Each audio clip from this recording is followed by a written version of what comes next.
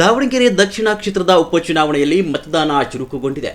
284 ಬೂತ್ಗಳಲ್ಲಿ ಬೆಳಗ್ಗೆಯಿಂದಲೇ ಮತದಾರರು ಸಾಲುಗಟ್ಟಿ ತಮ್ಮ ಹಕ್ಕು ಚಲಾಯಿಸುತ್ತಿದ್ದಾರೆ. ಒಟ್ಟು 2,31,674 ಮತದಾರರ ಪೈಕಿ ಬೆಳಗ್ಗೆ 9 ಗಂಟೆಯ ವೇಳೆಗೆ 20,824 ಮತದಾರರು ಮತ ಚಲಾಯಿಸಿದ್ದು ಶೇಕಡಾ 9% ಮತದಾನ ದಾಖಲಾಗಿದೆ. ಇನ್ನು 11 ಗಂಟೆಯ ವೇಳೆಗೆ ಮತದಾನ ಪ್ರಮಾಣ ಏರಿಕೆಯಾಗಿದ್ದು 50,870 ಮತದಾರರು ಮತ ಚಲಾಯಿಸಿ ಶೇಕಡಾ 22% ಮತದಾನ ನಡೆದಿದೆ.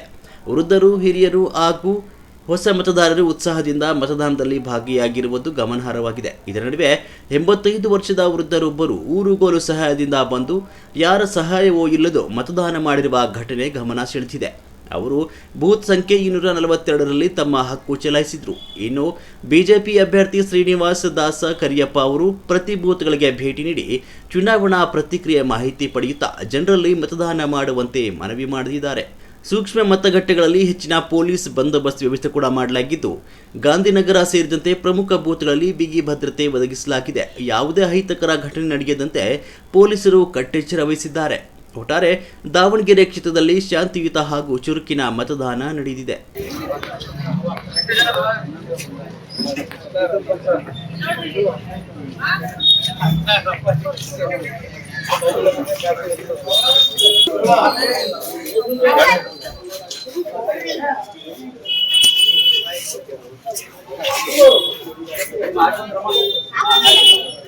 ಎಲ್ಲಿ ಬರ್ಬೇಕಂತ